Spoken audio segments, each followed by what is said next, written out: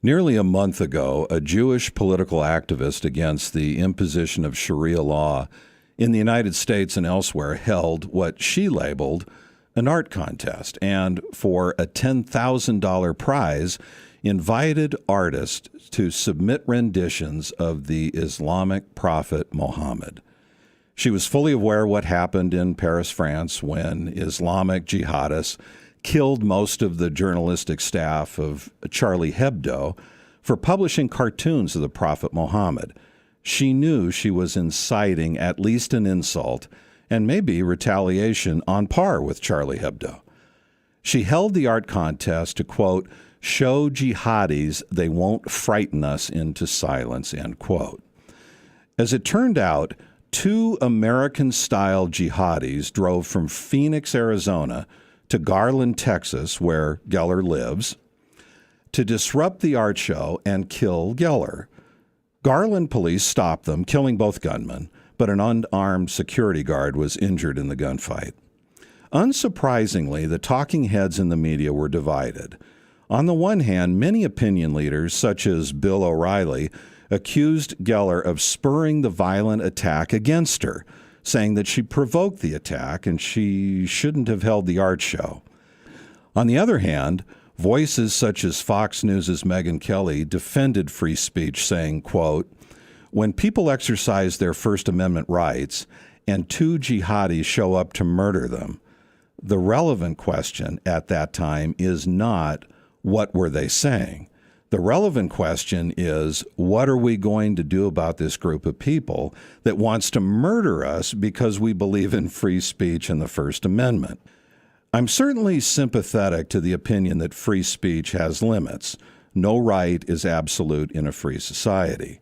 Speech, even political speech, has to have some boundaries. But in this case, I'll defend Geller's free speech. As recently as 4 years ago, the United States Supreme Court, in an 8-1 decision, pronounced that free speech is near to sacred in this country. Outside of Islamic jihadists, has there been a more repugnant and repulsive display of free speech than the protests of the late Reverend Fred Phelps and his Westboro Baptist Church? Phelps and his few followers made regular headlines by protesting at the funerals of military personnel. They would display signs saying deeply offensive things such as, "Thank God for dead soldiers," and "God hates you."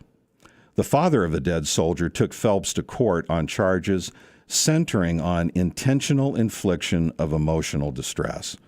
A local jury sided with the soldier's family and awarded them millions of dollars in compensatory and punitive damages. On appeal, a district court reduced the punitive damages but left the verdict intact. But on further appeal, the Fourth Circuit reversed in favor of Phelps on grounds that his speech, as vile as it was, is protected by the First Amendment. The Supreme Court concurred, stating, quote, this nation has chosen to protect even hurtful speech on public issues to ensure that public debate is not stifled. The lone dissent in the case came from conservative Justice Samuel Alito. He wrote, quote, our profound national commitment to free and open debate is not a license for the vicious verbal assault committed by Phelps and his followers. As offensive as Phelps' words were, neither Phelps nor the soldier's family sought to kill each other. Not so in the case of Geller's free speech and the jihadist assault in Garland, Texas. Radical Islam and Sharia law are enemies of a free society. They are enemies of free association and enemies of the free exercise of religion. Underpinning these fundamental rights, of course, is free speech. Geller's speech was intended to be provocative precisely because these jihadists are enemies of freedom. Personalities aside, what Geller did was no different than what many of our founding fathers did to express similar messages. Except in her case, Geller had the courage to reveal her identity, and for that courage, she was hunted down.